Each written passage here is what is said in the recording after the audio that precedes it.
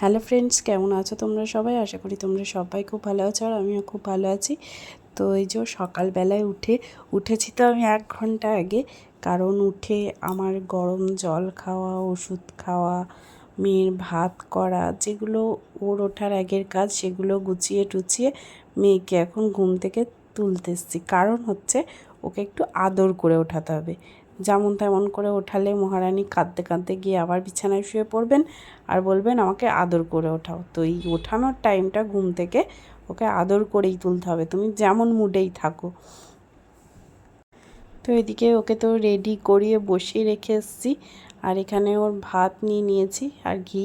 সকালে এটাই ও স্কুলে খেয়ে যায়, 5 মিশালি কলাই আর চাল দিয়ে একটু ভাত বানিয়ে দিই, ঘি দিয়ে দিই ওতে। তো এটা খাওয়াতে অনেক টাইম লাগে, তবু যাই হোক এটা খাইয়ে পাঠাই। আর সকালে রুটি পরোটা যাই হোক দিই।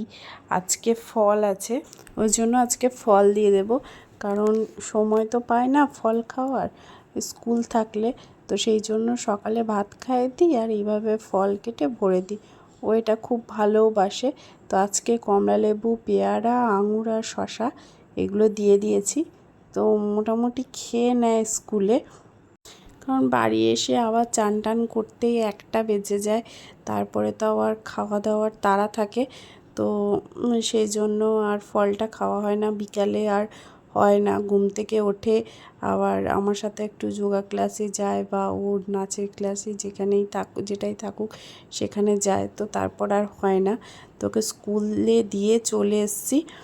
আর এই যে এই টাইমটা না ভালো লাগে কাজ করতে, না মনে হয় বসে থাকি, না পারি বসে থাকতে।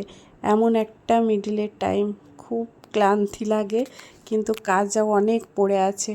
ভালো লাগছে না করতে, কিন্তু তবুও করতে হবে। এই যে কিছুক্ষণ এসে এই যে রাস্তার দিকে তাকিয়ে বসে থাকি চারিদিকটা। তো তারপর আবার যথারীতি যাই নিজের কাজে, কারণ কাজ তো করতেই হবে। আবার এদিকে চিন্তা থাকে যে মেয়েকে আনতে যেতে হবে, যদি বরের মর্নিং ডিউটি থাকে। তো আজকে তো বরের মর্নিং ডিউটি, ওই জন্য ওকে তো আনতে যেতে হবে, মেয়েকে, আমাকেই।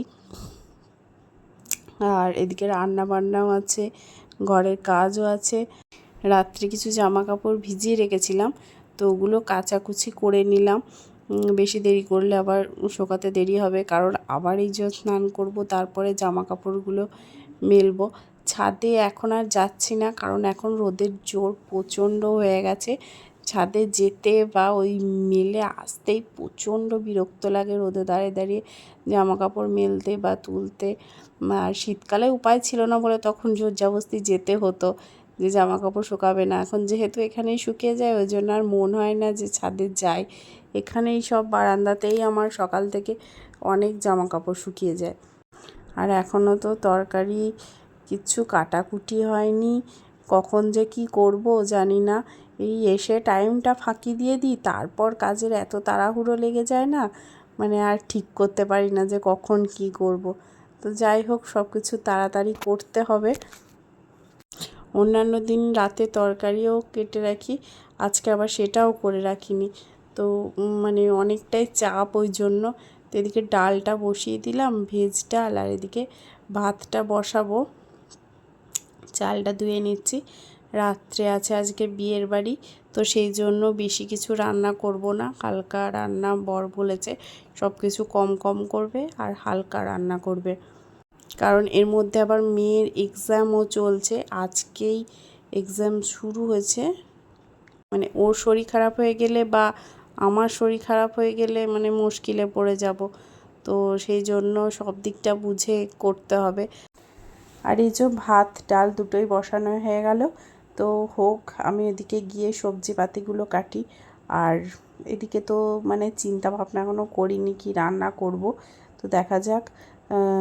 আর মানে সব থেকে চিন্তা জানো তো, এই কী রান্না করব, সকালে কি রান্না করব, রাত্রে কি রান্না করব। আমার তো মনে হয় এটা একদম প্রত্যেকটা মেয়েদের চিন্তা, যে রাত্রে চিন্তা হয় কাল সকালে কি রান্না করব, আর সকালের রান্নাটা হলো কি না রাত্রের জন্য আবার চিন্তা। আমি সবাইকে দেখেছি। ডাল হয়ে গেছে, ওটা কড়াইয়ে ছুঁকে নিয়েছি। এদিকে নিম পাতা করব, বেগুন, নিম পাতা সমস্ত কিছু, মানে নিম পাতা বেছে বেগুন কেটে রেখে দিয়েছি, পেঁয়াজ কেটেছি, আর এটা হচ্ছে রাত্রের জন্য ঘুগনি বানিয়ে রাখবো। আর এখানে মাছ আছে, আমাদের মাছ ঝালদা করব। ঘুগনিটা হচ্ছে আমাদের বিয়ের বাড়ি আছে, কিন্তু ভাই আসবে আজকে, তো সেই জন্য ভাই আর ওর বন্ধু আসবে, তো ওদের একটু তো খাবার ব্যবস্থা করে রাখতে হবে। তো সেই জন্য ঘুগনিটা ভাবলাম করে রেখে দিই কিছুটা, সিদ্ধ টিদ্ধ করে কি করে রেখে দেবো রান্নার লাস্টে, কারণ সন্ধ্যাবেলা থেকে আর না হলে টাইম পাবে না। আর এই এক জায়গা যেটাকে আমি মানে গুছিয়ে গুছিয়ে মরে যাই, তবুও গুছিয়ে রাখতে পারি না, এমন অবস্থা হয়ে থাকে। তো ওই জন্য মাঝে মাঝে তো আমি বলেইছি, মাঝে মাঝে করি না, ছেড়েই দিই যে ছাড়ো আর দরকার নেই। তো এদিকে রান্না কাজ করতে করতে আর রান্না বান্না তো দেখানোই হয়নি, তো সেরকম কিছু করিনি। ডাল করেছি, মাছ ঝালদা, আর এদিকে নিম বেগুন করেছি। তো ভেজ ডাল করলে মানে সেরকম কিছু আর দরকার পড়ে না। তো মেয়েকে এদিকে খেতে দিয়ে দিয়েছি। মেয়েকে বললাম তুই যতটা পারবি খা, আমার বারান্দায় একটু কাজ আছে, তো ওটা করে নিয়ে আমি এসে খাইয়ে দেবো। আর এই যে এই জায়গাটা, এই সময়টা আমার এত ভালো লাগে, হালকা হালকা রোদ আর সবুজ গাছপালা। তো মেয়ে কিছুটা খেয়েছে আর বাকিটা খাইয়ে দিই। চলো ভিডিওটা আজকে এখানেই শেষ করছি, টাটা, দেখা হচ্ছে পরে ভিডিও।